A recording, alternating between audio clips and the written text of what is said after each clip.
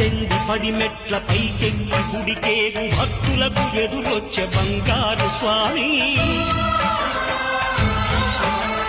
ఇరుముడులు స్పృశించి శుభమును దీవించి జన బృందముల చేరే జగమేలు స్వామి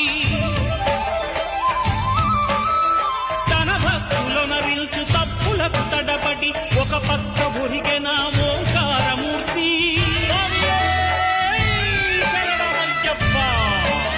స్వాములందరూ తనకు సాయము కాగా ధీమంతుడై లేచే ఆ కన్య స్వామి